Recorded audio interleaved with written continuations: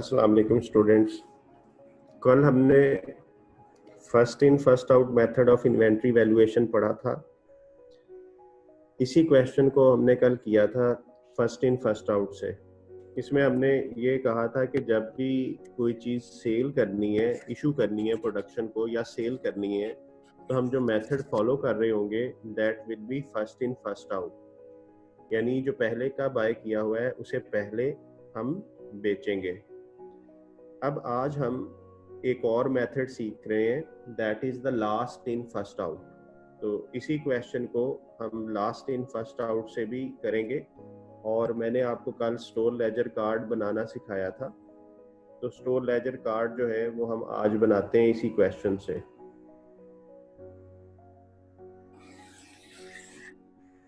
This is the date column, receipts, purchases भी लिख सकते हैं इसको, एन इशू या सेल, और लास्ट पे हम बैलेंस लिखेंगे।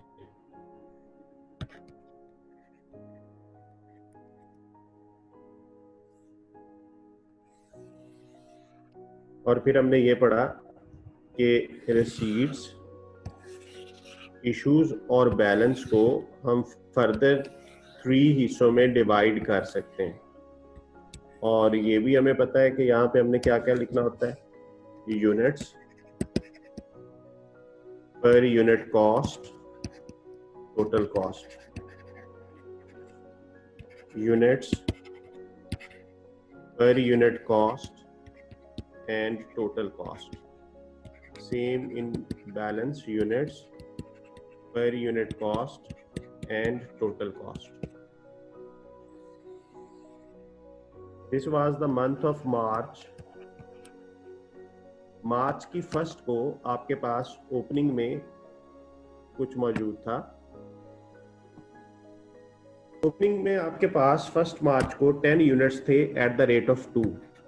तो हम इसको स्टोर लेजर कार्ड में लिखते हैं।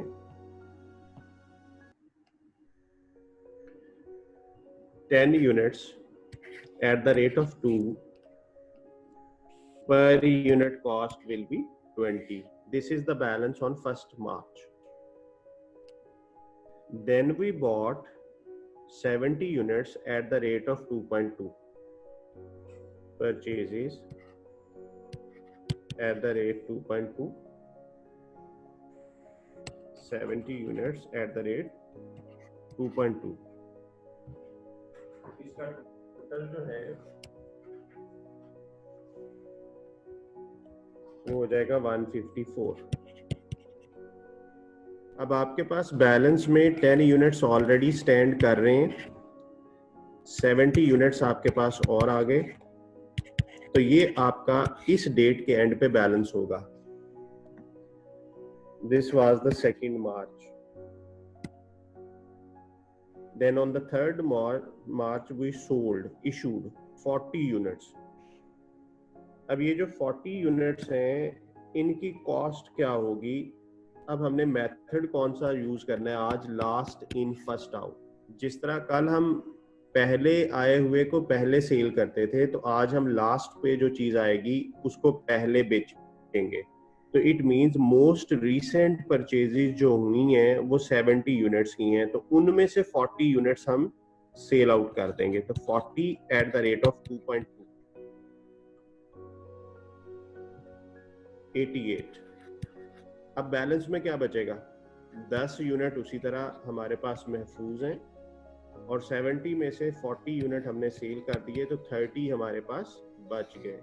और इन 30 यूनिट्स की जो कॉस्ट होगी दैट विल बी 66। तो ये इस तरीके से होगा। अब आप अगर कल के साथ कंपेयर करें तो कल हमने पहले 10 बेचे थे और बाद में 70 में से 30 सेल किए थे, तो फिर 40 बना था। तो आज मेथड चेंज होने की वजह से हमारा आंसर चेंज हो गया। इट मींस हमें ये पता चला if we change our policy then the cost of sale will be different. कल 40 यूनिट की कॉस्ट कुछ और थी, यहाँ पे मैं आपको दिखा देता हूँ। कल हमने किया था, आई थिंक वो पेज शायद दूसरा है, लेट मी चेक जी, ये है। कल हमने 40 यूनिट जो सेल किए उनकी कॉस्ट बनी थी 86, और आज हमने 40 यूनिट जो सेल किए हैं उनकी कॉस्ट कुछ और बनी। तो इट मीन्स कि हमें अपने मेथड को फॉलो करना है।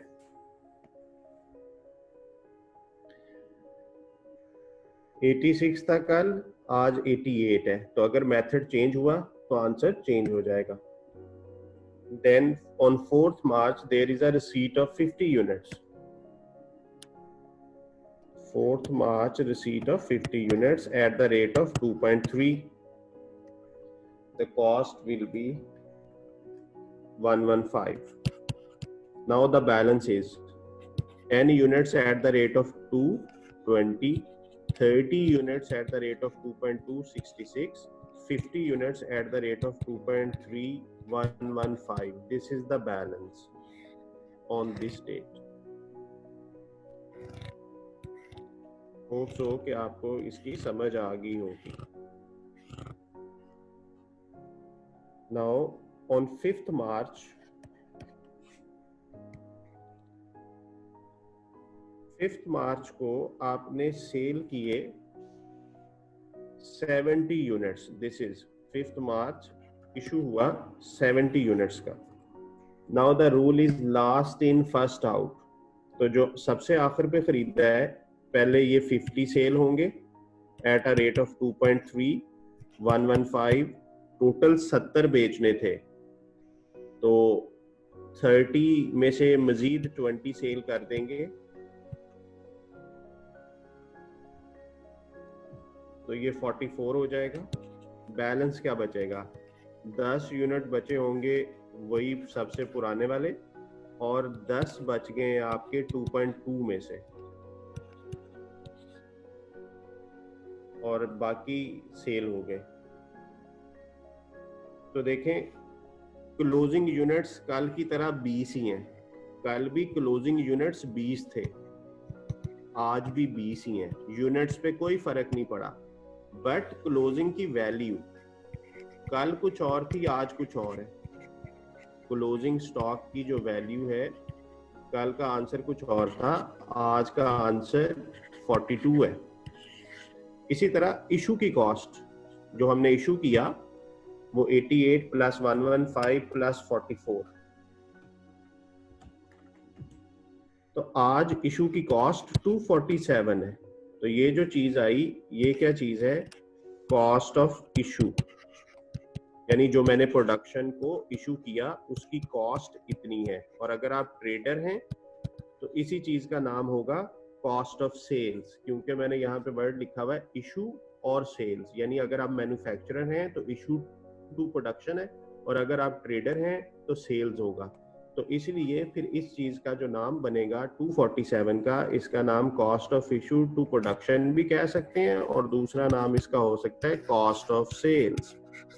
यानी कॉस्ट ऑफ सेल्स का मतलब ये होता है कि जो चीजें मैंने बेची हैं उनकी कॉस्ट कितनी है, जो चीजें मैंने सेल की हैं उनकी कॉस्ट कितनी है। तो ये इस तरीके से जी last in first out method जो है इसको परफॉर्म किया जाता है। मैं रिपीट करता हूँ, अगर किसी को कोई इशू है तो आप दोबारा सुन लीजिएगा। कल वाले क्वेश्चन को हम लास्ट इन फर्स्ट आउट से करने जा रहे हैं। 1 मार्च को आपके पास 10 यूनिट्स ऐसे थे जो 2 पे आपने बाय किए हुए थे, तो 20 इनकी कॉस्ट बनी। देन आपने 70 यूनिट बाय किए लेकिन उनका रेट 2.2 था, तो 154 कॉस्ट बन गई। अब आपके पास बैलेंस में 10 यूनिट पुराने वाले भी होंगे और 70 ये नए वाले भी आ गए। हम इन दोनों को हमने लिख लिया। फिर नेक्स्ट डे जो कि 3rd मार्च है, 3rd मार्च को हमने 40 सेल किए। अब 40 जब हमने सेल करने हैं तो कौन सा मेथड यूज करना है, लास्ट इन फर्स्ट आउट या फर्स्ट इन फर्स्ट आउट? तो कल हमने फर्स्ट इन फर्स्ट आउट से किया था, आज हम इसे लास्ट इन फर्स्ट आउट से कर रहे हैं। तो लास्ट इन फर्स्ट आउट से जब हमने किया तो आखिर पे जो 70 खरीदे थे, अब पहले इन्हें बेचेंगे। तो 70 जो बाय किए थे उनमें से 40 हमने सेल कर दिए, और उनका रेट क्या होगा 2.2, तो ये 88 कॉस्ट ऑफ सेल बन जाएगी इस दिन की, 3rd मार्च की। और बैलेंस में क्या बच गया, 10 यूनिट उसी तरह ही हैं, और 70 में से 40 चले गए तो 30 बचे। तो ये आपका बैलेंस आ गया 3 मार्च का। देन 4 मार्च को हमने कुछ और बाय किया, उसका रेट हमें 2.3 मिला और 115 जो है वो उसकी कॉस्ट बन गई। अब बैलेंस में 10 यूनिट 2 रुपए वाले भी हैं, 32.2 वाले हैं, 52.3 वाले हैं। तो ये बैलेंस बच गया इस दिन का। अब हमने 5th को दोबारा 70 यूनिट इशू करने हैं। Again the method is last in first out. तो इसका मतलब है सबसे पहले ये 2.3 वाले यूनिट बेचने हैं। तो 50 एट द रेट ऑफ 2.3, तो 115 आंसर इसका आ गया, और 70 बेचने थे टोटल। तो बाकी के 20 जो हैं वो इस 30 में से चले जाएंगे, और अगर हमने 85 बेचने होते तो 30 इसमें से चले जाने थे और 5 फिर नेक्स्ट में से। तो इसी तरह लास्ट इन फर्स्ट आउट के रूल से हमने इसे बेचते रहना। अब जो बैलेंस बचा वो 10 यूनिट्स वही सबसे पुराने वाले, और फिर 10 यूनिट्स 2.2 वाले। तो ये वैल्यू ऑफ क्लोजिंग इन्वेंट्री जो है, अगर आपसे वो एमसीक्यू में ये पूछे वैल्यू ऑफ क्लोजिंग इन्वेंट्री, तो वो 42 बनता है। अगर वो कॉस्ट ऑफ सेल पूछे तो कॉस्ट ऑफ सेल जो है वो 247 बनता है। अच्छा, मेथड चेंज करने की वजह से यूनिट्स पे कोई फर्क नहीं है। मसलन यूनिट्स अगर आप कल के देखें तो आपने कल भी 110 यूनिट बेचे थे, तो यूनिट्स आज भी 110 ही बेचे। क्लोजिंग में कल 20 यूनिट्स थे तो आज भी 20 यूनिट्स ही हैं, लेकिन वैल्यू चेंज आई है, क्लोजिंग स्टॉक की वैल्यू चेंज हुई। यानी फिजिकली नंबर ऑफ यूनिट्स उतने ही रहेंगे, लेकिन उनकी पॉलिसी चेंज होने की वजह से कॉस्ट बदल गई। ऐसा क्यों हुआ? क्योंकि आप देखें जब भी आप नई परचेजिंग करते हैं तो आपको रेट नया मिलता है। पहले 2 था, फिर 2.2, फिर 2.3, तो ये रेट हर दफा रिवाइज हो रहा है, तो ये रेट बढ़ता जा रहा है। और आपने इकोनॉमिक्स में पढ़ा होगा कि जब आपका रेट बढ़ता जाए तो इसे इन्फ्लेशन कहते हैं। इन्फ्लेशन क्या है? An increase in general price level. आपकी जो चीजों की प्राइसेस हैं उनमें इजाफा होता जाए अगर, तो उसे इन्फ्लेशन कहते हैं। तो यहाँ पे इन्फ्लेशन वाला सिनेरियो है जी। होप सो के ये क्लियर हो गया होगा। अब मैं एक और मेथड आपको इसका सिखाता हूँ, और वो है वेटेड एवरेज मेथड।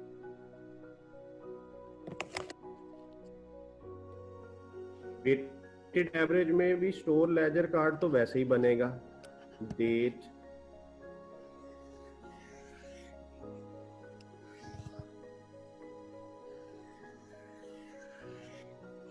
परचेजेस,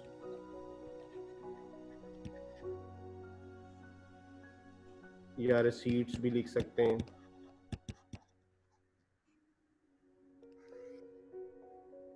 फिर हम इशू और सेल्स लिख सकते हैं, then balance.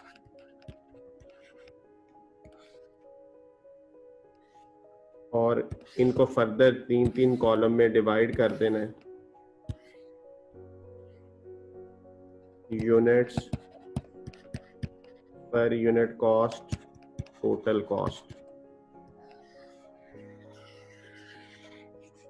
Units per unit cost, total cost, units per unit cost and total cost. March 1। मैं इसी क्वेश्चन को अब एवको से कराऊंगा, average costing, AVCO, average costing. 1 March को 10 यूनिट थे 2 रुपीज वाले, तो ये 20 आपका बैलेंस बचा। फिर आपने बाय किए 70 यूनिट्स एट द रेट 2.2। 2 मार्च को 70 units at the rate 2.2, 154 cost आई। अब बात गौर से सुनिएगा। जब हमने ये ख्याल रखना था कि पहले कौन आया, तो तब जब हम बैलेंस बनाते थे तो हम बैलेंस 2 अलग-अलग लिखते थे। देखिए मैंने 70 को अलग लिखा हुआ है, 10 को अलग लिखा हुआ है। मैंने दो हिस्से इसलिए बनाए कि मुझे ख्याल रखना था कि मुझे कल को पता चल सके कि पहले कौन आया था, बाद में कौन आया। अब एवरेज में मैंने एवरेज लेना है। एवरेज का मतलब होता है कि जितनी चीजें हों आप उन सबको जमा कर लें और n पे डिवाइड कर दें। तो इसका मतलब है मैंने इन सारी चीजों को एक एवरेज रेट इनका लेना है। तो अब मुझे कैटेगरी बनाने की जरूरत नहीं है। अब बैलेंस का कॉलम कैसे फिल होगा देखिएगा। आपके पास 10 यूनिट पहले थे तो 70 यूनिट और आ गए, तो इसको मैं ये लिख सकता हूं कि मेरे पास 80 हो गए। अब मैं अलग-अलग नहीं लिखूंगा क्योंकि मुझे अलग-अलग रिक्वायर्ड ही नहीं है, मैंने एवरेज लेना है। तो मैंने क्या किया, यूनिट्स में यूनिट्स ऐड कर दिए, तो 10 और 70 80 हो गए। आपकी कॉस्ट पहले 20 थी, अब 154 है, इन दोनों को भी ऐड कर दें। 154 प्लस 20 174।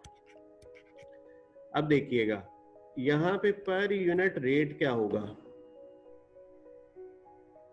अब रेट को रेट में ऐड नहीं करना, पर यूनिट रेट अगर निकालना है तो ये 174 कॉस्ट है कितने यूनिट्स की, 80 यूनिट्स की। तो इसको 80 से डिवाइड कर दें तो ये बना 2.175। This is the average rate. ठीक है, एवरेज रेट को मैं एक दफा रिपीट कर रहा हूं। हमारे पास 10 यूनिट्स ऑलरेडी थे, 70 हमने बाय किए, तो 10 और 70 80 हो गए। 10 यूनिट्स की कॉस्ट 20 थी, 70 की 154 है, दोनों कॉस्ट को ऐड हुआ तो 174 आंसर आ गया। और अब हमने एवरेज रेट फाइंड करना है, और एवरेज रेट कैसे फाइंड होगा, टोटल कॉस्ट को टोटल यूनिट से डिवाइड कर दें, तो 2.175 इज द एवरेज रेट। अब 3 मार्च को क्या हुआ, 3 मार्च को हमने सेल किए 40 यूनिट्स, दिस वन। अब इस 40 पे रेट कौन सा यूज होगा, डेफिनेटली यही एवरेज रेट यूज होगा, 40 eight the rate of 2.175। this will be 87. The balance is 40 at the rate 2.175. Answer is 87. यानी जो एवरेज रेट आया होगा वही रेट हम इशू के लिए यूज करेंगे। चलें, अब यही काम दोबारा रिपीट होने लगा है। 4 तारीख को आपने 50 यूनिट्स बाय किए eight the rate of 2.3, 50 units at the rate of 2.3, तो ये 115 हुआ। अब देखें यूनिट्स कितने हो जाएंगे, 40 और 50, this will be 90। 115 plus 87, this will be 202। Now what will be the average rate divided by 90, 2.244। तो ये आपका एवरेज रेट आ गया। अब 5 तारीख को आपने क्या किया, 5 को आपने 70 यूनिट सेल किए 5 मार्च को। अब इन पे ये वाला रेट यूज होगा, 70 eight the rate of 2.44, answer will be 157। Balance क्या बचा, 90 में से 70 यूनिट बेच दिए तो 20 बचे।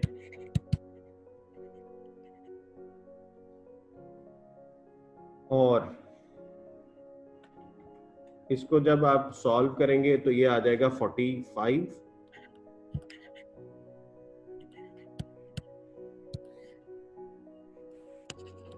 राउंडिंग की वजह से हो सकता है आपकी कैलकुलेशन में कोई थोड़ा सा फर्क आए पॉइंट्स में, तो वो कोई मसला नहीं है। मैंने पूरी फिगर्स ली हैं इसलिए मेरा आंसर एग्जैक्ट आ गया, और आपने क्योंकि राउंड किया है तो आंसर हो सकता है थोड़ा सा चेंज आ जाए, तो वो कोई इशू नहीं है।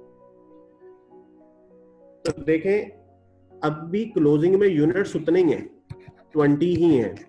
क्लोजिंग के जो यूनिट्स हैं वो 20 ही हैं, लेकिन वैल्यू ऑफ क्लोजिंग स्टॉक देखें अब कुछ और है।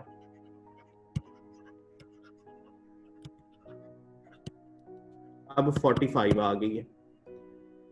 इसी तरह कॉस्ट ऑफ सेल की अगर हम बात करें तो तो पहले हमारी कॉस्ट ऑफ सेल कुछ और थी, अब कॉस्ट ऑफ सेल कुछ और है।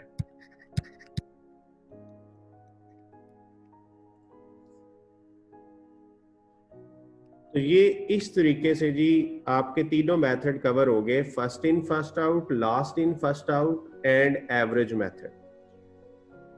अब पेपर में एक तो न्यूमेरिक क्वेश्चन आ सकता है और दूसरा जो क्वेश्चन आता है जो एग्जामिनर को बहुत पसंद है वो है एनालिटिकल क्वेश्चन, यानी इस चीज को एनालाइज करना है, एनालिटिकल क्वेश्चन।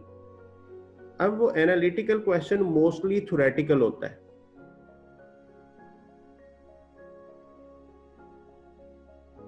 अब वो थ्योरेटिकल क्वेश्चन समझाने के लिए मैं आपके साथ अभी फर्दर एक दो बातें डिस्कस करूंगा, फिर मैं उस एनालिटिकल क्वेश्चन की तरफ जाऊंगा। अच्छा, इस सवाल में हमने 2 दफा सेल किया है। 3 मार्च को हमने यूनिट सेल किए या इशू किए 40 और इसी तरह हमने 5 मार्च को भी सेल किए 70। अब ये सेल किस रेट पे हुए, ये सेल किस रेट पे हुए,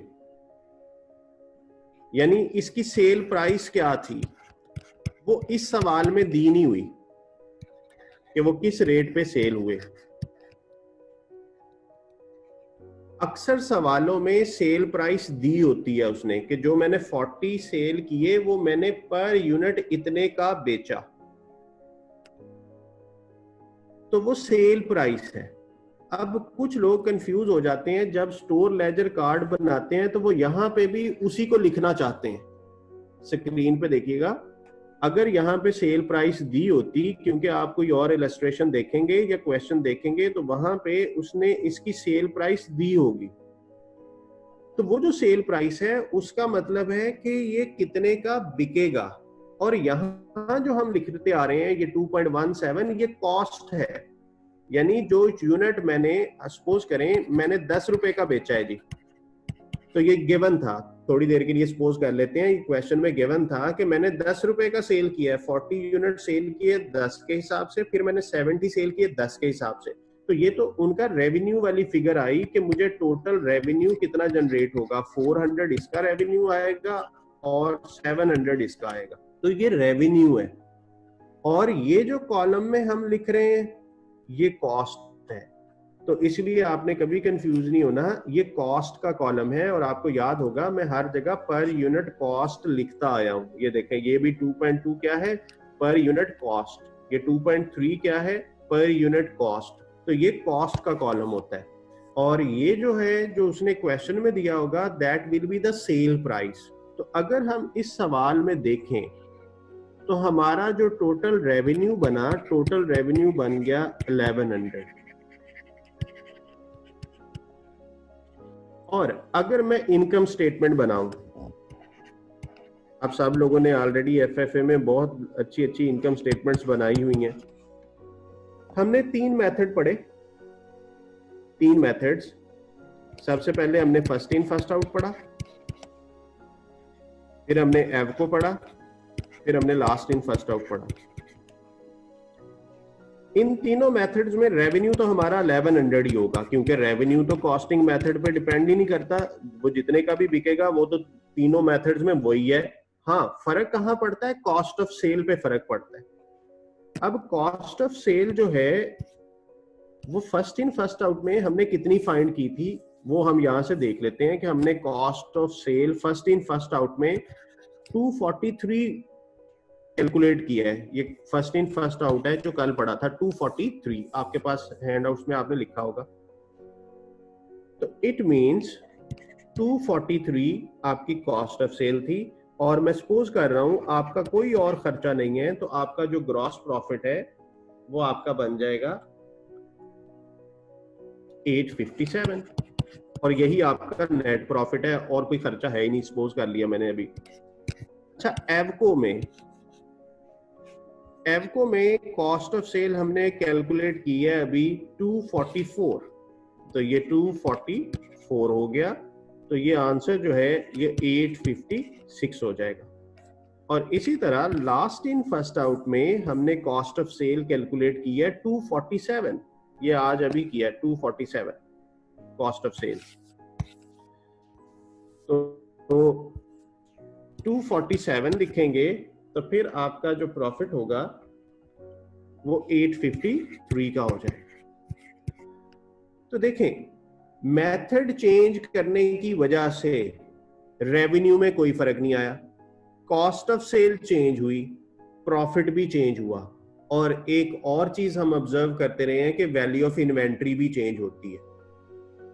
मैं रिपीट करता हूं, due to change in policy there is no change in revenue, revenue 1100 ही है, but cost of sale is different in each policy. जब कॉस्ट ऑफ सेल डिफरेंट है तो प्रॉफिट डिफरेंट हुआ। और इसी तरह वैल्यू ऑफ इन्वेंट्री भी डिफरेंट हुई। तो मैं वैल्यू ऑफ इन्वेंट्री भी, अगर मैं यहां पे एक लाइन रो आइटम लिख लूं, वैल्यू ऑफ इन्वेंट्री, हमने लास्ट इन फर्स्ट आउट में हमने इन्वेंट्री की वैल्यू 46 फाइंड की है, 46 value of closing inventory, this is 46। और एवको में हमने क्लोजिंग इन्वेंट्री की वैल्यू जो फाइंड की है दैट इज 45। और लास्ट इन फर्स्ट आउट में 42 है, क्लोजिंग स्टॉक की वैल्यू 42 है लास्ट इन फर्स्ट आउट में।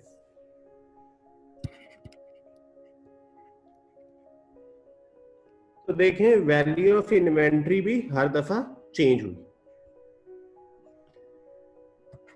अब मैं उस एनालिटिकल क्वेश्चन की तरफ आता हूं। ये जो सवाल था ये सिनेरियो इन्फ्लेशन का था। इन्फ्लेशन का मतलब है कि जब भी आप बाय करेंगे आपको चीजें महंगी मिलेंगी। हमने इन्फ्लेशन की वजह से फर्क किन किन चीजों पे आया? Number 1, value of closing stock,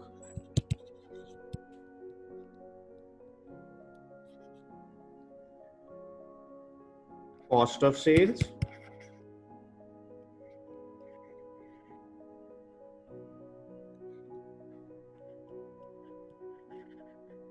and profit. और मेथड थे हमारे first in first out, AVCO and last in first out. अब आपने अपनी तवज्जो समझने पे रखनी है। इन्फ्लेशन का सिनेरियो है, इन्फ्लेशन का सिनेरियो ये है कि रोज हमारी कीमतें बढ़ेंगी। तो जब रोज हमारी कीमतें बढ़ेंगी तो फर्स्ट इन फर्स्ट आउट में होगा क्या? जो सस्ती चीजें हैं, यानी जो पहले की खरीदी हैं, वो पहले बेचेंगे। तो जो सबसे पहले खरीदी होंगी वो सबसे सस्ती होंगी। तो वो देखें, वो 2 रुपीज की थी तो उन्हें पहले बेच रहे थे फर्स्ट इन फर्स्ट आउट में। तो जो सस्ती चीजें हैं ना वो बिक जाएंगी और स्टॉक में क्या बचेगा? जो महंगी होंगी, जो बाद में खरीदी होंगी, क्योंकि बाद में खरीदने वाले का रेट हाई होगा। तो जो हमने बाद में खरीदी होंगी वो हमारे पास बच जाएंगी फर्स्ट इन फर्स्ट आउट में। तो पता ये चला कि value of closing stock first in first out में हाईएस्ट होता है, सबसे ज्यादा। और लास्ट इन फर्स्ट आउट में महंगी चीजें पहले सेल हो जाएंगी तो ये चीज लोएस्ट होगी और ये फिर इनके दरमियान में कोई फिगर होगी। जी इसको देखें, मैंने क्या बताया कि first in first out method वो है जो सबसे पहली चीजों को पहले बेचता है। तो इसका मतलब है सस्ती चीजें बिक जाएंगी और महंगी चीजें बची होंगी, तभी क्लोजिंग स्टॉक की वैल्यू हाईएस्ट होगी। तो जरा चेक कर लें ऊपर, क्लोजिंग स्टॉक की वैल्यू जो फर्स्ट इन फर्स्ट आउट है, ये फर्स्ट इन फर्स्ट आउट था तो सबसे ज्यादा थी, 46 is the biggest from all these. और सबसे कम किसमें थी? लाइफो में। तो लाइफो में देखें वो वाकई 42 है। ये ऊपर मैंने मेथड लिखे हुए हैं, फर्स्ट इन फर्स्ट आउट, एवको और लाइफ। ठीक है, तो लास्ट इन फर्स्ट आउट में वैल्यू ऑफ इन्वेंट्री सबसे कम है। तो ये बिल्कुल बात हमारी साबित होगी जो हमने कॉन्सेप्ट बनाया। अच्छा, अब इसी को कंटिन्यू करता हूं। अगर फर्स्ट इन फर्स्ट आउट में वैल्यू ऑफ इन्वेंट्री हाई है, तो ये क्यों हाई है? क्योंकि महंगी चीजें बिक गई हैं, तो इसका मतलब है कॉस्ट ऑफ सेल सबसे कम होगी। और इसमें लास्ट इन फर्स्ट आउट में महंगी चीजें पहले सेल होती हैं, इसलिए इसमें कॉस्ट ऑफ सेल हाईएस्ट होगी। अब जरा कॉस्ट ऑफ सेल को देखिएगा, ऊपर डाटा में कॉस्ट ऑफ सेल देखें तो लास्ट इन फर्स्ट आउट में सबसे ज्यादा है, और सबसे कम किस में है? फर्स्ट इन फर्स्ट आउट में। और एवको अगेन इसके दरमियान में कहीं है, यानी 243 और 247 के दरमियान में कहीं, यानी मिड पॉइंट एग्जैक्ट नहीं, बट 244 भी हो सकता है, 245 भी, 246 भी, लेकिन होगा इस रेंज के अंदर अंदर। तो ये देखें, ये भी हमें पता चल गया कि कॉस्ट ऑफ सेल किस मेथड में सबसे कम होती है, फर्स्ट इन फर्स्ट आउट में। रीजन भी आपको मैंने बता दी, क्योंकि इन्फ्लेशन का सिनेरियो ज्यूम किया हुआ है। इन्फ्लेशन में हर अगली दफा महंगी चीज मिल रही है हमें। अच्छा, अब इसी से आगे मैं कंटिन्यूटी में आपको बताता हूं। जब कॉस्ट आपकी सबसे कम है, कॉस्ट लोएस्ट हुई, तो प्रॉफिट क्या होगा? हाईएस्ट होगा। और जब कॉस्ट हाईएस्ट है तो प्रॉफिट क्या होगा? लोएस्ट होगा। और ये अगेन उसी तरह मिड में आएगा। अब जरा प्रॉफिट को देखिएगा, सबसे ज्यादा प्रॉफिट किस में है? फर्स्ट इन फर्स्ट आउट में। तो हमने भी यही लिखा कि प्रॉफिट हाईएस्ट कब होता है? फर्स्ट इन फर्स्ट आउट में। और लास्ट इन फर्स्ट आउट में सबसे कम प्रॉफिट है, और एवको में अगेन उस रेंज के अंदर है। तो ये अगर आप ये तीन बातें याद रख लें, तो एग्जामिनर जितना मर्जी टेक्निकल थ्योरेटिकल क्वेश्चन बना ले, वो आपको जो है वो गलत टिक नहीं करने देगा, अगर आपको ये कॉन्सेप्ट सीख लिया आपने। ये कॉन्सेप्ट बहुत सिंपल, मैंने आपको लॉजिकली बताया। इसको आप नोट कर लीजिएगा, स्क्रीनशॉट ले लीजिएगा, ये आपके सामने ऊपर इसका प्रूफ भी हुआ है। और जिनको कोई कंफ्यूजन रह गई है, वो बाद में रिकॉर्डेड लेक्चर सुन के इसे क्लियर कर लीजिएगा कि क्या हमने किया, और विद रीजन आपको आना चाहिए। और जैसा मर्जी अब टेक्निकल थ्योरेटिकल क्वेश्चन आ जाए, कुछ लोग किट कर रहे हैं, तो उन्होंने देखा होगा कि ऐसे सवाल किट के अंदर मौजूद हैं कि जिसमें वो पूछता है कि बताइए सबसे ज्यादा प्रॉफिट किस मेथड में आएगा। तो वो बेसिकली यही कॉन्सेप्ट टेस्ट कर रहा है आपका। जी, इसको आप देखें, मैं मीनवाइल आपके क्वेश्चंस देख लेता हूँ।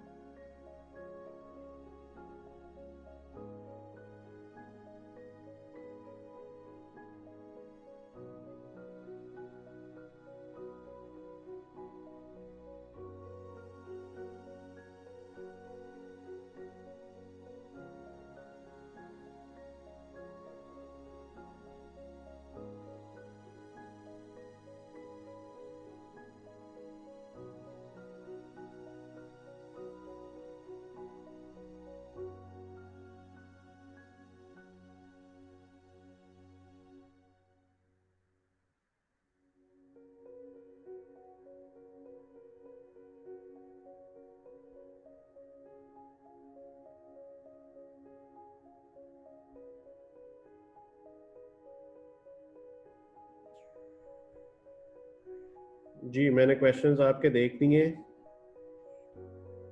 अक्सर सवाल तो ये है कि फलां फलां चीज़ रिपीट कर दें, तो रिपीट वाले जो है वो लेक्चर सुने दोबारा, इंशाल्लाह आपको क्लियर हो जाएगा।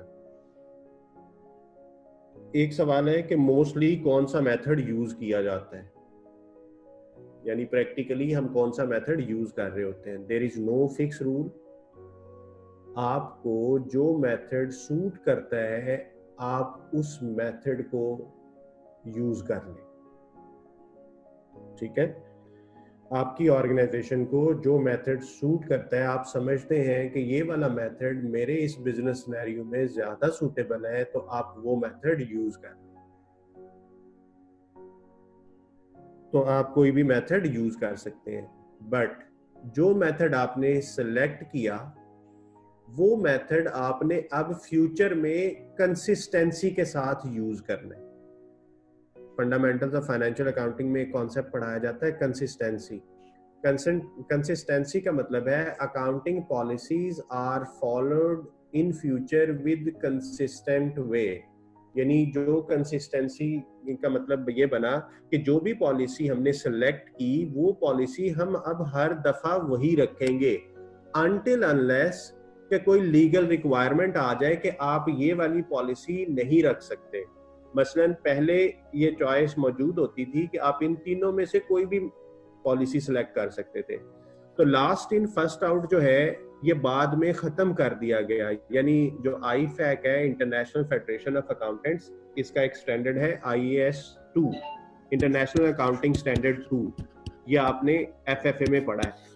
उस मेथड, उस स्टैंडर्ड में जो लाइफो मेथड है ना, उसे कर दिया गया ऑब्सोलीट, यानी खत्म कर दिया।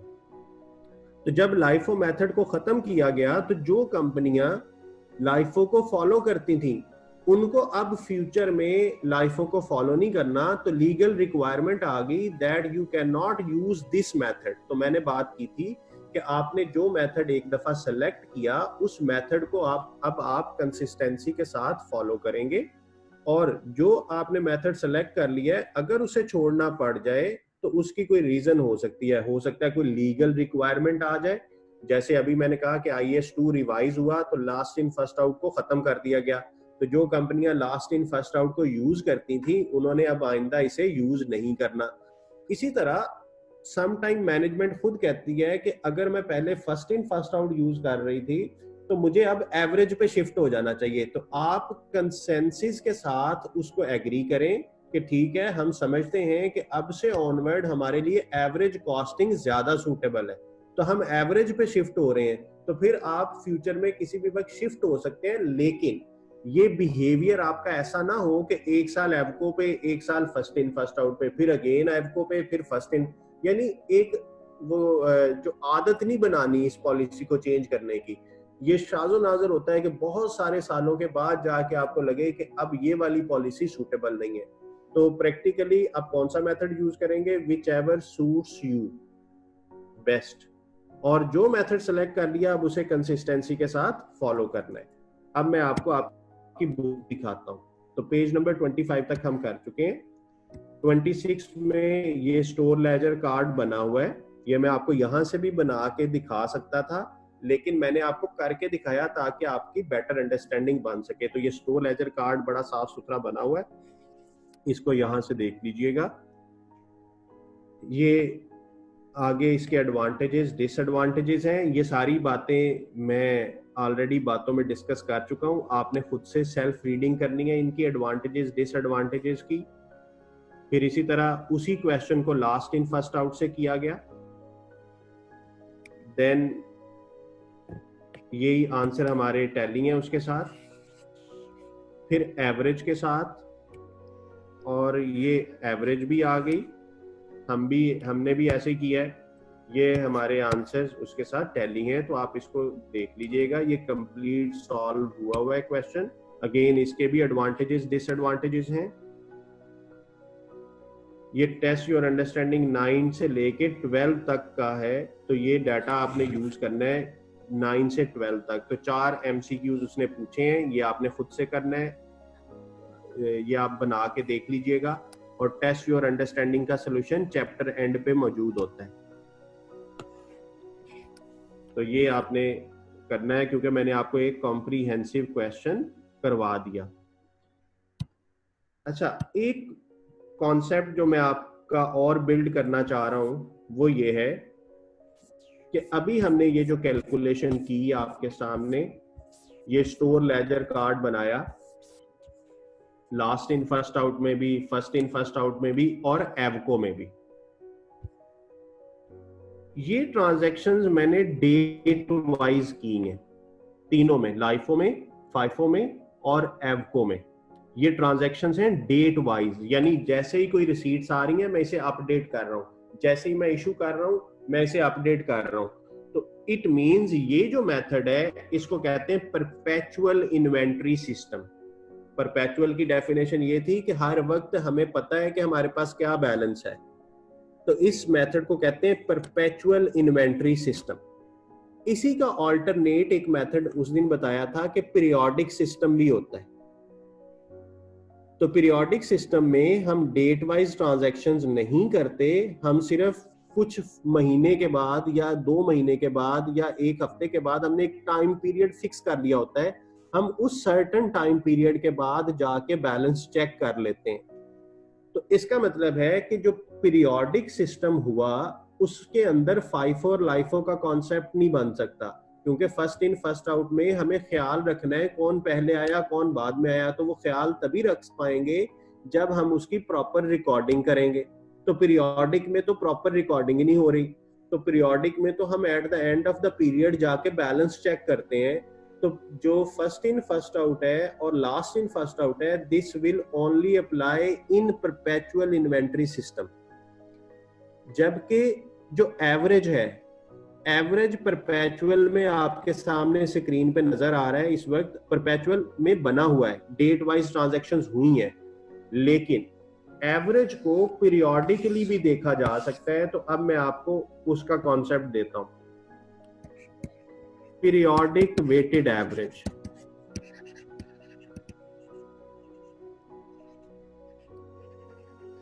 परपेचुअल और पीरियोडिक में फर्क क्या है? परपेचुअल में डेट वाइज ट्रांजैक्शंस होती हैं, रिकॉर्ड डेट वाइज अपडेट होता है, जैसे फर्स्ट, सेकंड, थर्ड, फोर, हर दिन का डाटा रिकॉर्ड हुआ।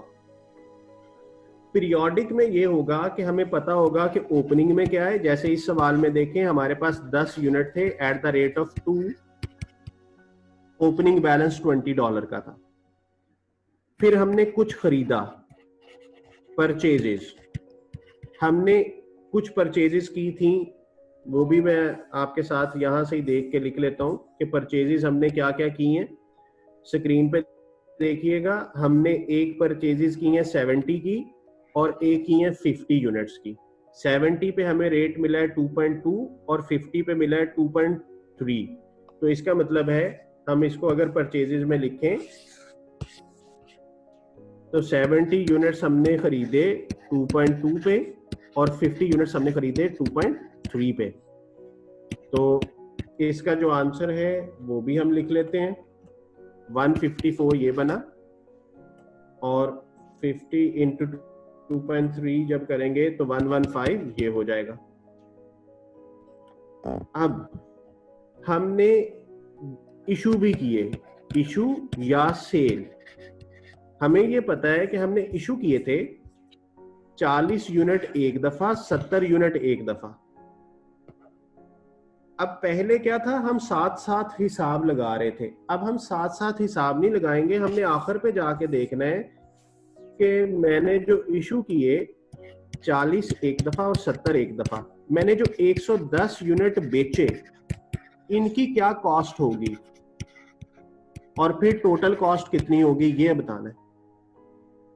और कौन से मेथड से बताना है? पीरियोडिक वेटेड एवरेज से।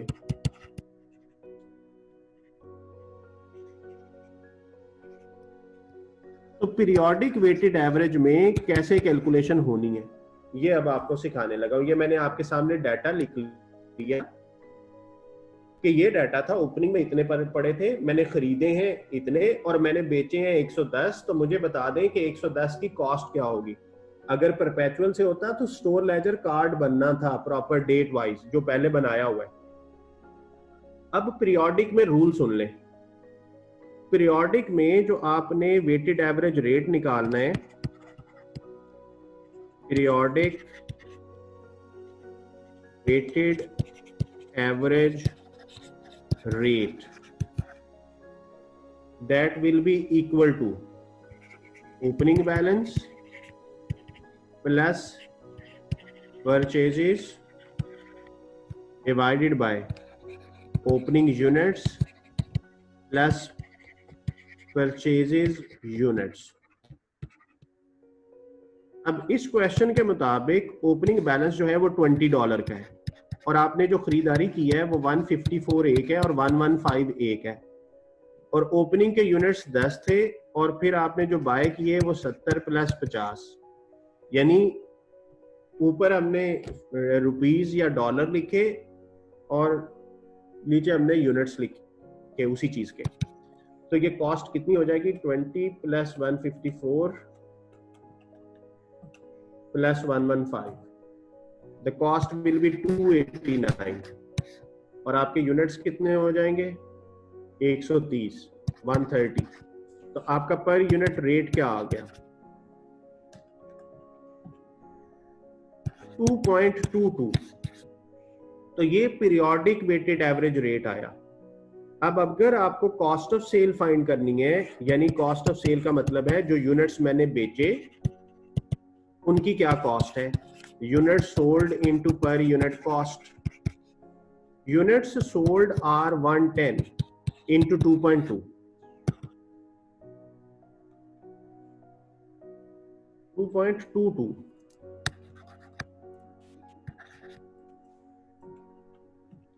तो ये हो जाएगा 244.2। तो ये कॉस्ट ऑफ सेल आ गई। और अगर वैल्यू ऑफ इन्वेंट्री बतानी हो, वैल्यू ऑफ क्लोजिंग इन्वेंट्री, तो क्लोजिंग इन्वेंट्री में यूनिट्स कितने हैं ये स्क्रीन पे देखिएगा। आपके पास टोटल कितने यूनिट्स हो गए थे 10 जमा 70 जमा 50, 130 हो गए थे। उसमें से आपने 110 बेच दिए तो आपके पास कितने बचे 20 यूनिट्स बचे। वो एक बच्चे ने सवाल भी पूछा था कि सर 20 यूनिट्स कैसे आते हैं, तो opening plus purchases total 130 unit minus जो सेल कर दिए 110 यूनिट, तो आपके पास 20 यूनिट बच गए। तो ये 20 यूनिट है आपके पास और आपका एवरेज रेट क्या है 2.22। तो यहां से इसका जो आंसर आया 44.40। तो ये वैल्यू ऑफ इन्वेंट्री आ गई। ये किस मेथड से हमने किया है, पीरियोडिक वेटेड एवरेज से। तो पीरियोडिक वेटेड एवरेज में हमें डेट वाइज एवरेज रेट नहीं लेना, हमने इस फॉर्मूला को यूज करना है, इससे हमारा पीरियोडिक वेटेड एवरेज रेट आ जाएगा। तो मैंने उसी इलस्ट्रेशन को पीरियोडिक वेटेड एवरेज से भी कर दिया।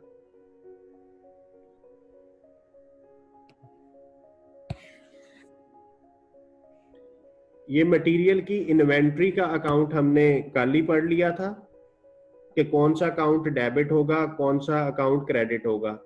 जैसे ये देखें टेस्ट योर अंडरस्टैंडिंग 3 है, 1 मिनट लगेगा, इसे देख लेते हैं।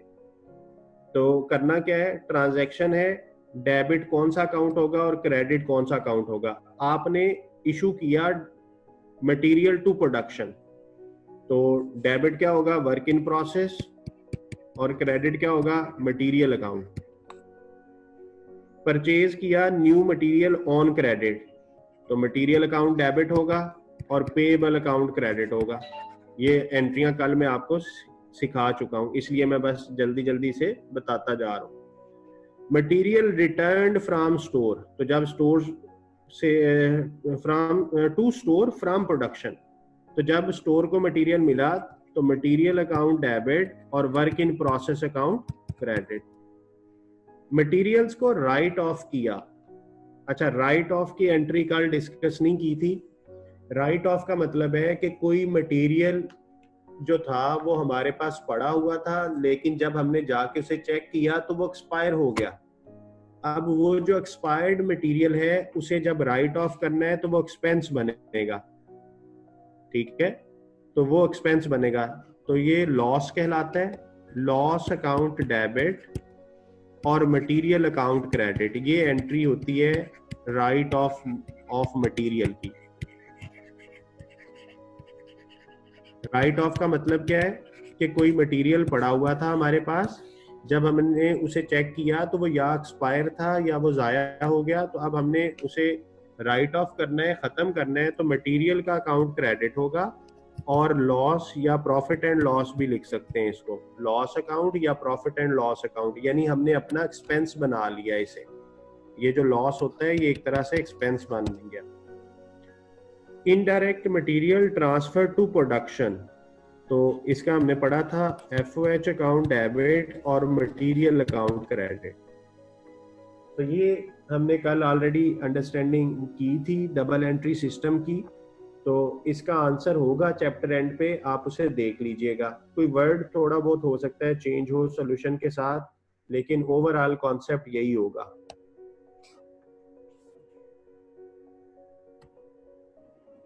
ये मटेरियल का टी अकाउंट भी कल मैं डिस्कस कर चुका हूँ कि ओपनिंग बैलेंस किधर आता है, पेएबल या कैश, रिटर्न इधर आता है, वर्क इन प्रोसेस और सप्लायर को रिटर्न और एफओएच, और ये क्लोजिंग बैलेंस, ये हमने टी अकाउंट कल डिस्कस किया था। और इसके साथ ही हमारा ये चैप्टर जो है ये खत्म हो गया। कल मैं आपको करवाऊंगा इसके एमसीक्यूज, ठीक है। कल का लेक्चर ये जो हमने मटेरियल का पिछले 2 हफ्तों से हम पढ़ रहे हैं, जो कुछ हमने पढ़ा है उन सारे कॉन्सेप्ट्स के मल्टीपल चॉइस क्वेश्चंस होंगे। तो उस लेक्चर के बाद आपको सारा कुछ क्लियर हो जाएगा कि मुझे किस तरीके से पूछा जाएगा पेपर में। तो ये आज आपने करनी है, आज आपका काम थोड़ा सा ज्यादा होगा कि आपने मटेरियल के चैप्टर को पहले पेज से लेके मटेरियल का चैप्टर जहां से स्टार्ट हुआ था आखिरी पेज तक सारा गो थ्रू करना है विद योर लेक्चर्स। आपने जो भी हैंडआउट्स बनाए हैं उनसे आप पढ़ के रिवाइज करके कल के लेक्चर में बैठिएगा। तो कल आपको मैं इस चैप्टर के एमसीक्यूज कराऊंगा, और उसके बाद जिस तरह कॉस्ट क्लासिफिकेशन आपको 100% आ गया था कि आपको पता चल गया कि कॉन्सेप्ट ये थे, पेपर में कैसे टेस्ट होते हैं, तो कल के लेक्चर के बाद इंशाल्लाह आपका ये टॉपिक भी कंप्लीट हो जाएगा। तो कल हमारा एजेंडा जो है वो एमसीक्यूज करना है। जिनको कोई थोड़ा बहुत इशू रह जाता है तो वो लेक्चर को सिर्फ उतने टाइम के लिए थोड़ा सा सुन लीजिएगा, मैं गूगल क्लासरूम में अपलोड कर देता होता हूँ रोज। मैं बस अब एक नजर आपके सवाल देख लूं, फिर उसके बाद हम एंड करते हैं। अच्छा जी, जैसे मैंने खुद से बता दिया कि ये इन्फ्लेशन वाला सिनेरियो था, तो एक स्टूडेंट ने कहा है सर अगर इन्फ्लेशन डाउन हो गया तो फाइफो मेथड से एंडिंग स्टॉक हाईएस्ट होगा तो लॉस भी होगा।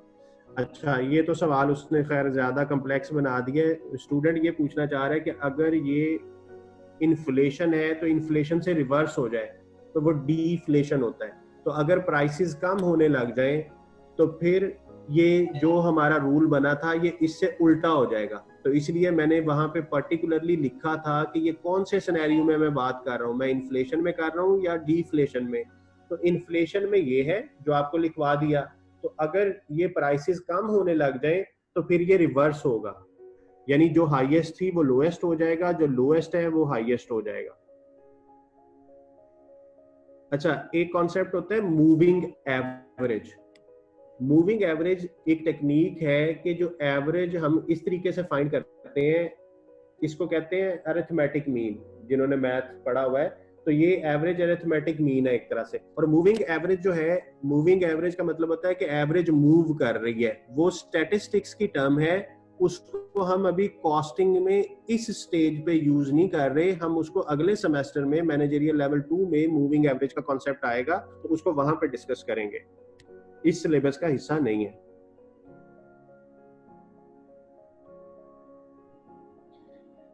अच्छा, अगेन एक बच्चे ने सवाल पूछा है कि लाइफो में प्रॉफिट लो होता है तो लाइफो को कौन सी कंपनी यूज करेगी।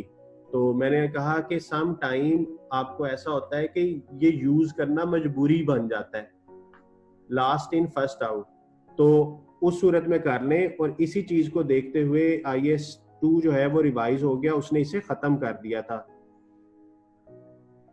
तो आपने अपनी सूटेबिलिटी के हिसाब से देखना है। और आजकल जो है वो हम इन्हीं दो में से चूज कर रहे होते हैं, या फर्स्ट इन फर्स्ट आउट या एवको में से। वैसे तो ऑलमोस्ट 10 मेथड होंगे इन्वेंट्री वैल्यूएशन के, लेकिन हमारे सिलेबस में ये 3 है, और इन तीनों में से जो अब 2 यूज हो रहे हैं वो फर्स्ट इन फर्स्ट आउट और एवको है, और जो IS2 है वो भी इन्हीं 2 को रिकमेंड करता है। कल का लेक्चर टाइम पे स्टार्ट कीजिएगा सारे लोग। आज काफी पार्टिसिपेंट कम थे। कल MCQs करने हैं और कल हमने इंशाल्लाह इस चैप्टर को वाइंड अप करना है। ओके जी, अपना ख्याल रखिएगा। अल्लाह हाफिज।